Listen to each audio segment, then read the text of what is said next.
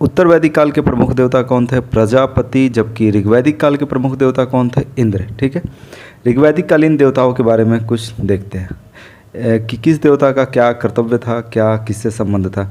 तो इंद्र की जहाँ तक बात है तो इंद्र युद्ध के नेता और वर्षा के देवता थे, यानी वर्षा वगैरह होने के लिए इनकी आराधना की जाती थी। अग्नि, ये देवताओं और मनुष्यों के बीच मध्यस्थ थे। आप खुद समझिए, आग को जलाइएगा तो अग्नि ऊपर की तरफ जाएगा, यानी आकाश में देवता और नीचे धरती पर मानव। आप ऐसा ट्रिक बना सकते हैं।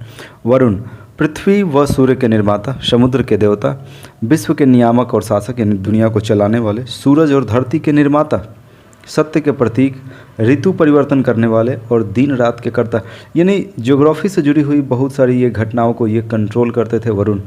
देव आकाश के देवता, सबसे प्राचीन देवता देव। वनस्पति देवता सोम, ठीक है, सोम।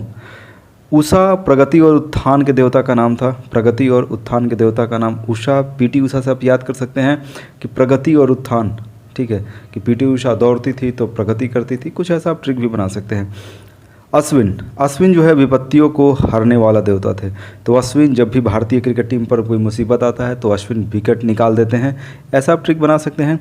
अगला है पूषण जो थे पशुओं का देवता। प से पूषण और प से पशुओं के देवता। चलिए कुछ आगे और चीज़ों को देखते हैं और समझते हैं। चलिए दोस्तों, इसके बाद है विष्णु, विश्व के संरक्षक और पालन करता। मरुत, आंधी तूफान का देवता। जब भी आंधी तूफान आता था तो समझिए कि इसमें मरुत देवता का रोल था उस समय में। चलिए आगे बात करते हैं। उत्तर वैदिक काल में राजा के राजाभिषेक के समय कौन सा यज्ञ होता था? तो राजसूय यज्ञ, राजा से राजसूय यज्ञ। ठीक है, अगला, उत्तर वैदिक कालीन में वर्ण व्यवसाय जो है वो जन्म के आधार पर निर्धारित होने लगा था। देखिए, ऋग्वैदिक काल में जाति व्यवस्था था, लेकिन जाति व्यवस्था मतलब जन्म के आधार पर नहीं था, कर्म के आधार पर था। एक ही परिवार में ऋग्वैदिक काल में ब्राह्मण, क्षत्रिय, वैश्य, शूद्र चारों लोग हो सकते थे एक ही परिवार में ऋग्वैदिक काल में, क्योंकि कर्म के आधार पर था। अब जैसा कर्म करेंगे वैसा आपका वर्ण होगा, लेकिन उत्तर वैदिक काल में जन्म के आधार पर ये सारा व्यवस्था हो गया था। तो चलिए दोस्तों, आगे कुछ और चीज़ों को हम लोग समझते हैं। उत्तर वैदिक काल में हल को क्या कहा जाता था? हल को सिरा कहा जाता था और हल रेखा को शीता कहा जाता था। हल जो कृषि से जुड़ा हुआ है। उत्तर वैदिक काल में जो निष्क और शतमान थी, मुद्रा की इकाइयाँ थी। तो निष्क और शतमान का संबंध किससे था? मुद्रा से था। आप लोग इसको याद कर सकते हैं।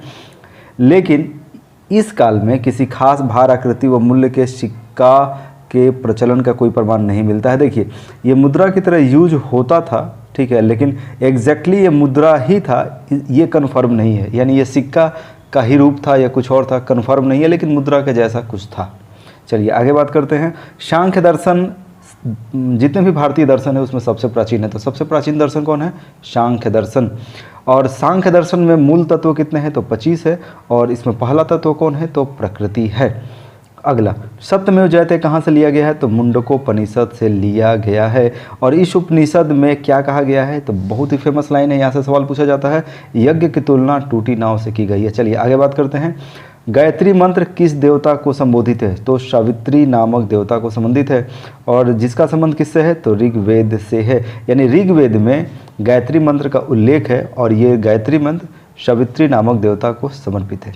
चलिए, लोगों को आर्य बनाने के लिए विश्वामित्र ने गायत्री मंत्र का रचना किया। तो सवाल है, विश्वामित्र ने रचना किया था किसका? गायत्री मंत्र का। तो गायत्री मंत्र का रचना किसने किया? विश्वामित्र ने। क्यों किया? लोगों को आर्य बनाने के लिए। चलिए आगे बात करते हैं। ऋग्वैदिक काल, ऋग्वैदिक काल से जुड़ा हुआ क्वेश्चन है।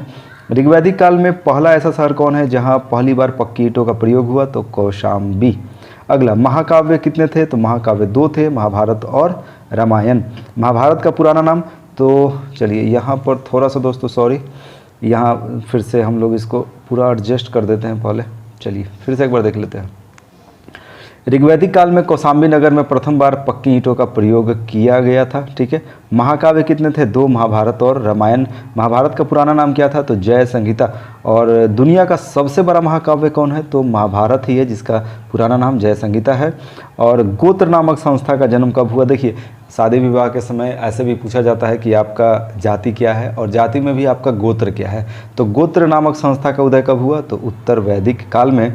और वैदिक काल से जुड़ा हुआ जो अंतिम क्वेश्चन है इल्यूशन से, वेदांत दर्शन का मौलिक ग्रंथ क्या है? यानी जो वेदांत दर्शन है कहाँ से लिया गया है? तो ब्रह्मसूत्र या वेदांत सूत्र से लिया गया है। ठीक है। और ये किसका रचना है? तो बदरायन ने। एक बार पढ़ देते हैं। वेदांत दर्शन के मौलिक ग्रंथ ब्रह्मसूत्र या वेदांत सूत्र की रचना बदरायन ने किया था। तो बदरायन ने किसका रचना किया था? बदरायन ने ब्रह्मसूत्र या वेदांत सूत्र का। और ब्रह्मसूत्र या जो वेदांत सूत्र है वहीं से वेदांत दर्शन लिया गया है।